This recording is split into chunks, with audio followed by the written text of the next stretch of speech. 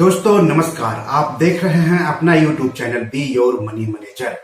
मुझे share tips दो, मुझे शेयर टिप्स दो, मुझे शेयर टिप्स दो। दोस्तों, क्या आप शेयर बाजार में निवेश करते हैं तो टिप्स के लिए इसी तरह से बेकरार रहते हैं? क्या आप भी बिजनेस न्यूज चैनलों पर बेसब्री के साथ उन चैनलों के एंकर और मार्केट एक्सपर्ट के share buy sell hold stop loss target के रिकमेंडेशन का इंतजार करते हैं? तो सावधान हो जाइए, आपके साथ भी हो सकता है फ्रॉड का खेल।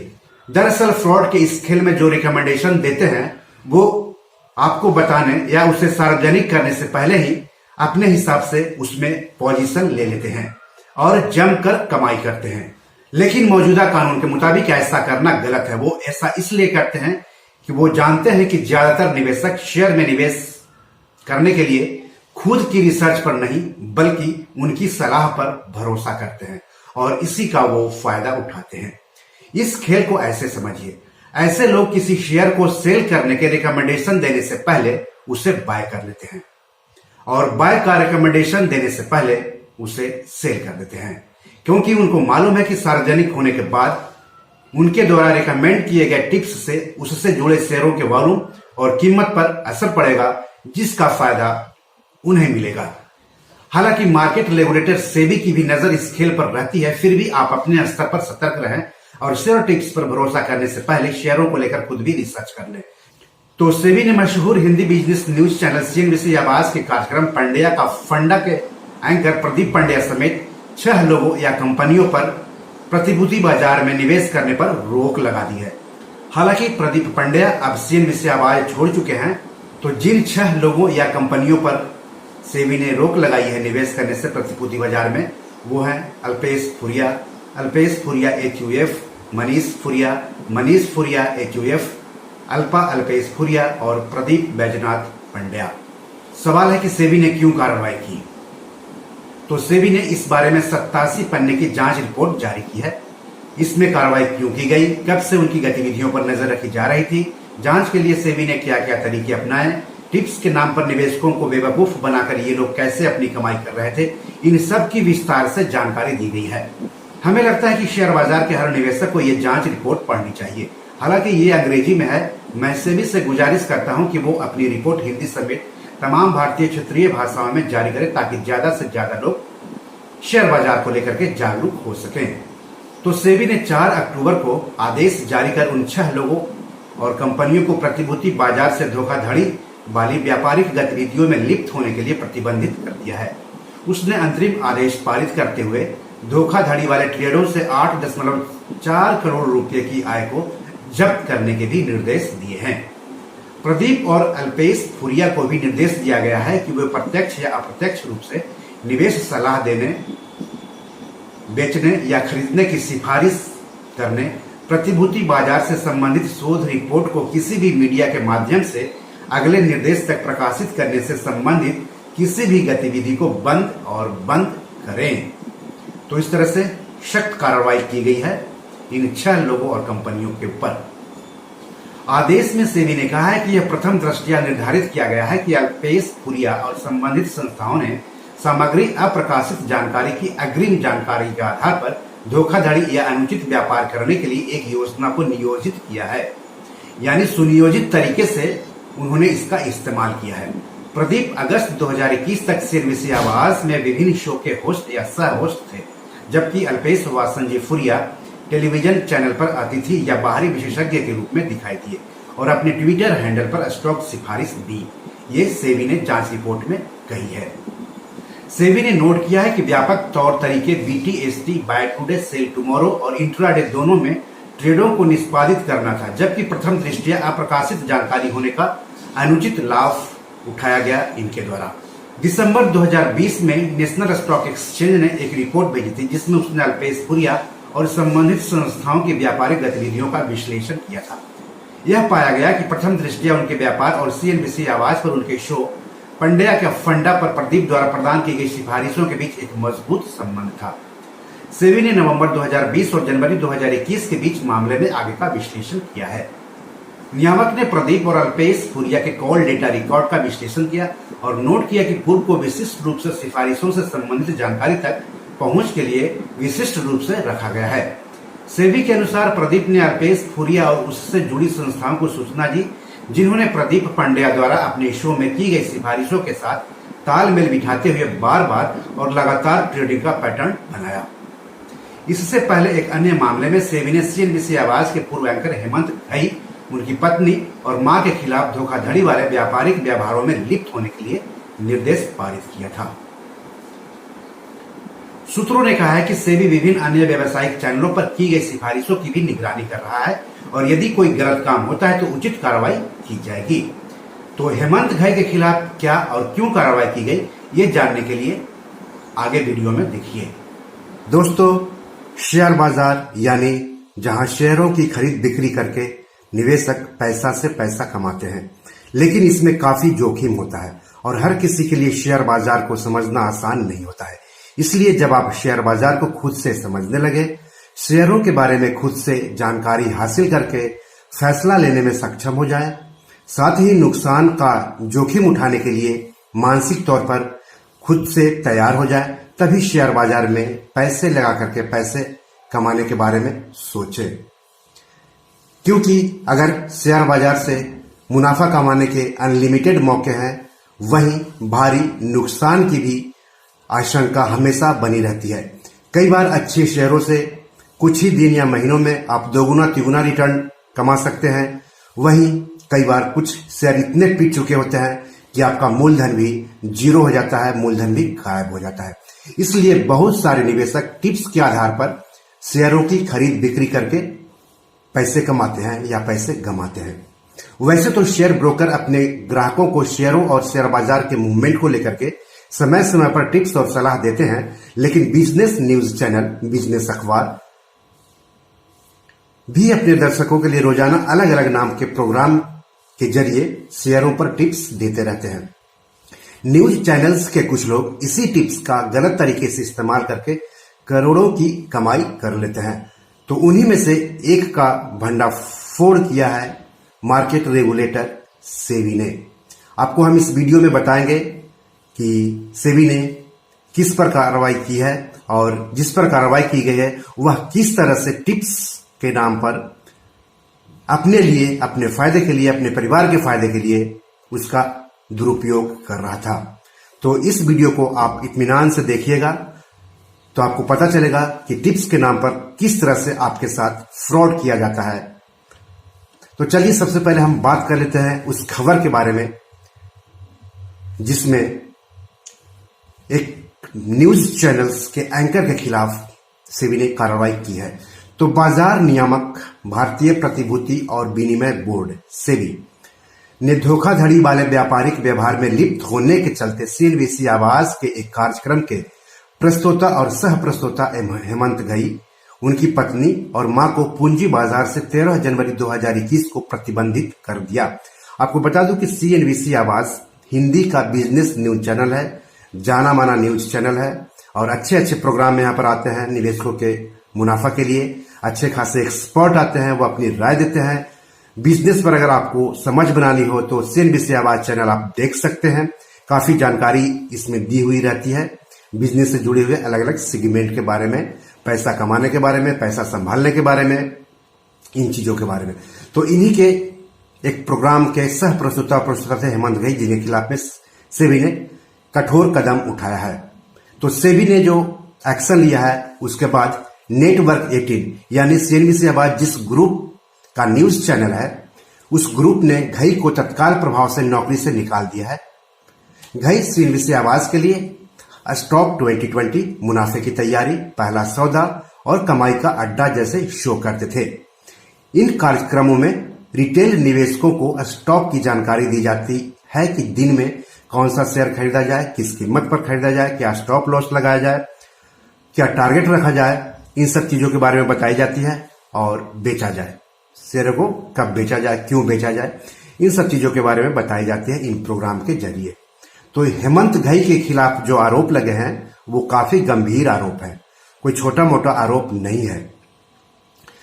तो सेबी ने एक अंतरिम आदेश में कहा है कि हेमंत घई जिस स्टॉक 2020 कार्यक्रम के सह प्रस्तोता थे, उसमें दिए जाने वाले सुझावों के विषय में उन्हें पहले से सूचनाएं होती थी। उन्होंने उनका प्रत्यक्ष या परोक्ष रूप से व्यक्तिगत फायदे के लिए इस्तेमाल किया। इस कार्यक्रम में यह सुझाव दिया जाता है कि किसी खास कारोबारी सत्र के दौरान किन शेयरों को खरीदा जाए और किन शेयरों को बेचा जाए। यानी जानकारी को पब्लिक होने से पहले ही इन जानकारी का फायदा अपने लिए उठाते थे हेमंत घई, ऐसा उनके ऊपर आरोप है। सेबी ने घई को अगले आदेश तक निवेश के संबंध में कोई भी परामर्श देने और प्रतिभूति बाजार के संबंध में शोध रिपोर्ट प्रकाशित करने से भी रोक दिया है। सेबी ने इसके अलावा धोखाधड़ी वाली गतिविधियों से अर्जित 2,95,00,000 रुपए की आय पर भी रोक लगाने के निर्देश दिए हैं। सेबी ने जांच में प्रथम दृष्टया पाया है कि कार्यक्रम स्टॉक 2020 के लिए प्राप्त अग्रिम जानकारी के आधार पर हेमंत ने अपनी पत्नी जया हेमंत घई और माता श्यामा मोहिनी घई के साथ मिलकर धोखाधड़ी के जरिए धन कमाने की साजिश की है। सेबी ने 1 जनवरी 2019 से लेकर के 31 मई 2020 के दौरान हुए व्यापार का विश्लेषण करने के बाद, व्यापार मतलब जो हेमंत घई के डीमैट अकाउंट या हेमंत घई के परिवारों के डीमैट अकाउंट के जरिए जो शेयर की खरीद बिक्री हुई है, उसके संबंध में विश्लेषण करने के बाद रोक लगाने का आदेश पारित किया गया। यानी करीब 1.5 साल तक नजर रखी जा रही थी हेमंत घई और उनके परिवारों के डीमैट अकाउंट, ट्रेडिंग अकाउंट से जुड़ी गतिविधियों पर। आपको मैं बता दूं कि शेयर बाजार में एंट्री करने के लिए 3 तरह के अकाउंट की जरूरत पड़ती है: सेविंग्स अकाउंट, ट्रेडिंग अकाउंट और डीमैट अकाउंट। सेविंग्स अकाउंट आप बैंक में खुलवा सकते हैं। ट्रेडिंग और डीमैट अकाउंट आपको शेयर ब्रोकर के यहाँ खुलवाना पड़ेगा, वो भी सेबी रजिस्टर्ड। हालांकि कई सारे जो शेयर ब्रोकर हैं वो तीनों अकाउंट खोलने की सुविधा देते हैं।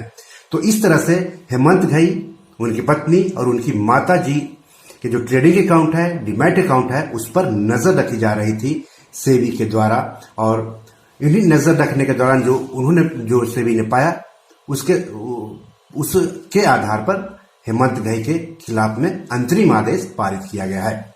तो विश्लेषण के आधार पर नियामक ने पाया कि घई की मां और पत्नी के खातों से वे शेयर 1 दिन पहले ही खरीद लिए जाते थे, जिस पर वे अगले दिन राय पेश करने वाले होते थे। मतलब अगर कल हेमंत घई को स्टॉक 2020 में खास स्टॉक के बारे में बताना होता था कि इन शेयरों को खरीदे, तो उन शेयरों की खरीद जो है हेमंत घई, उनकी माता, उनकी पत्नी के ट्रेडिंग अकाउंट से पहले ही 1 दिन पहले ही हो जाते थे और अगले दिन प्रोग्राम पेश करने के दिन उन शेयरों को बेच दिया जाता था।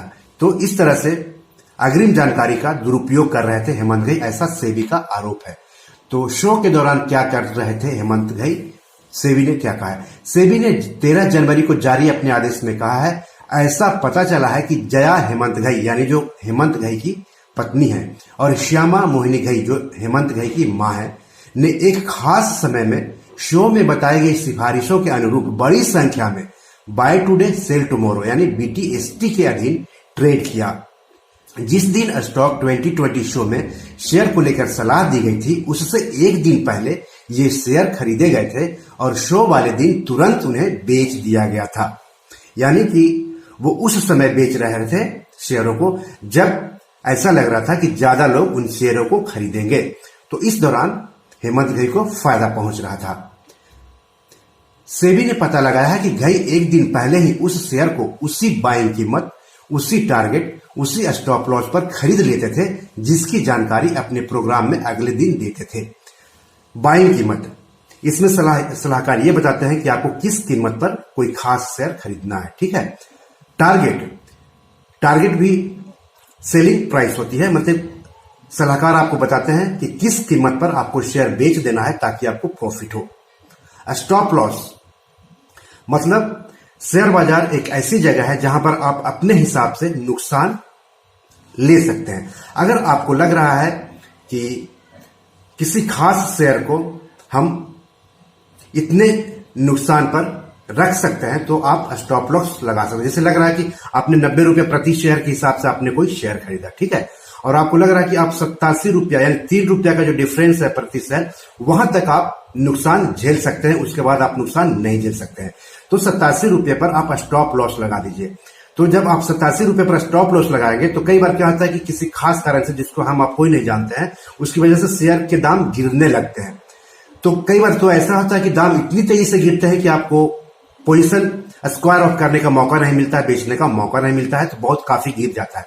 लेकिन जब आप स्टॉप लॉस लगा देंगे 87 रुपये पर, तो 90 रुपए से शेयर गिरते गिरते गिरते 87 पर आएगा तो शेयर अपने आप बिक जाएगा, जिससे कि आप प्रति शेयर 3 रुपए का ही नुकसान ले सकते हैं। अगर आप स्टॉप लॉस नहीं लगाएंगे तो वो नीचे कहां तक गिरेगा और आपको किस हद तक नुकसान होगा वो आप नहीं जान सकते हैं। तो जब भी कोई रिकमेंडेशन देते हैं एक्सपर्ट लोग, तो किसी शेयर की बाइंग कीमत कितनी होनी चाहिए, टारगेट है ना, लक्ष्य, उसके बाद स्टॉप लॉस का लेवल जरूर देते हैं। तो हेमंत घई जो है अगले दिन बीटीएसटी प्रोग्राम में जो जानकारी दे रहे थे शेयरों के, उसी का वो दुरुपयोग करते हुए एक दिन पहले ही अपना शेयर खरीद लेते थे। तो सेबी ने कहा है कि घई ने ऐसा काम कम से कम 90 मौकों पर किया है, यानी संयोग का बहाना नहीं चलेगा। यहां पर सेबी ने कहा है कि घई जानबूझकर ऐसा करते थे, क्योंकि उनको मालूम था कि प्रोग्राम में खास शेयरों की चर्चा करने से उन शेयरों की कीमत और वॉल्यूम में अच्छा खासा मूवमेंट आएगा, जिसका फायदा उन्हें मिलेगा। सेबी का आरोप है कि घई ने कभी शेयरों पर रिकमेंडेशन देने के बाद डिस्क्लेमर की पट्टी नहीं चलाई, जबकि ऐसा करना जरूरी होता है। अक्सर जब कोई एक्सपर्ट शेयरों पर सलाह देते हैं तो साथ में डिस्क्लेमर भी लगा देते हैं।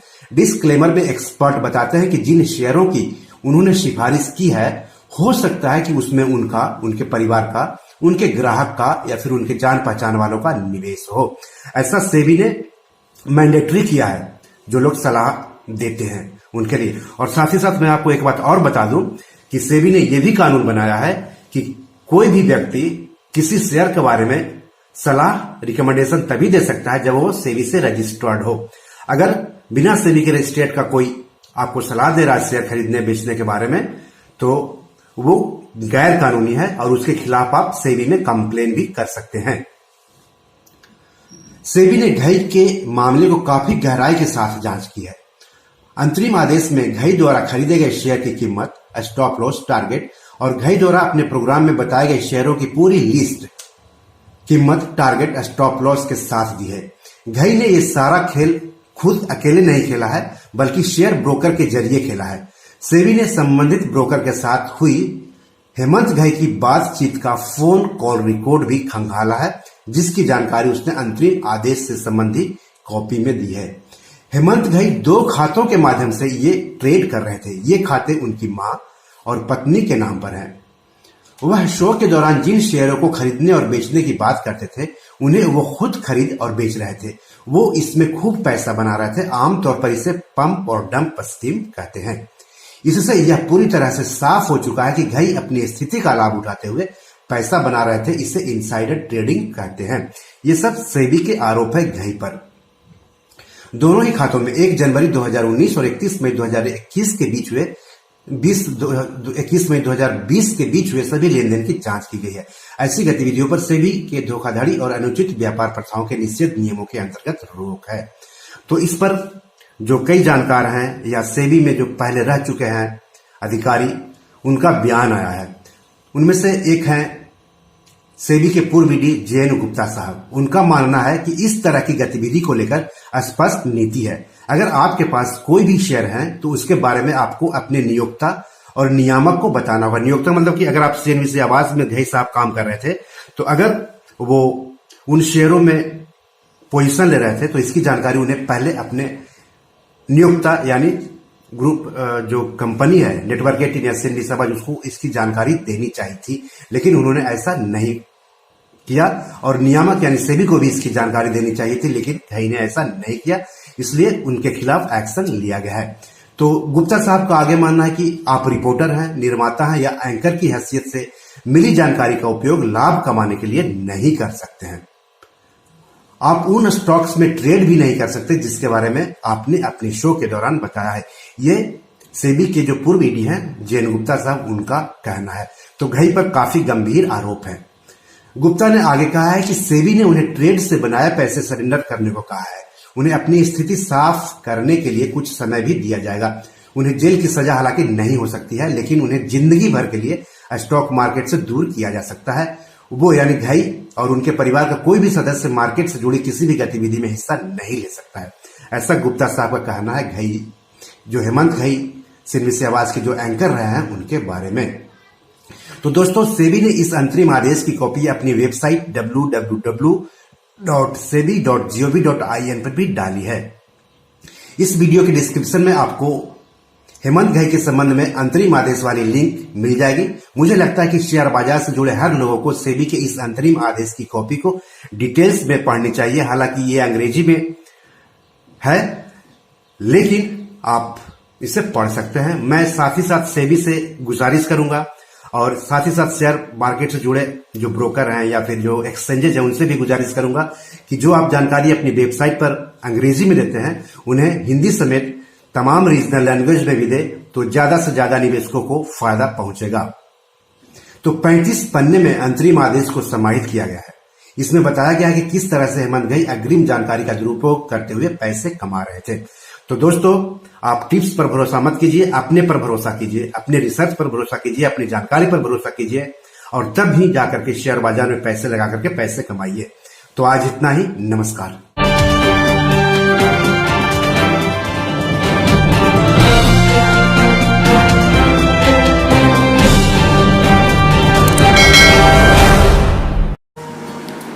दोस्तों, ये हमारी 7 किताब है जो कि अमेजॉन पर पब्लिश्ड है। आप इसको डाउनलोड करके पढ़ सकते हैं। इसमें आपको पैसों के बारे में, निवेश के बारे में हिंदी में अच्छी जानकारी मिलेगी। साथ ही साथ कुछ कविताओं की भी किताब है जो ज़िंदगी की हकीकत बताएगी। तो इसे आप डाउनलोड कर सकते हैं। डिस्क्रिप्शन में इसके लिंक दिए हुए हैं।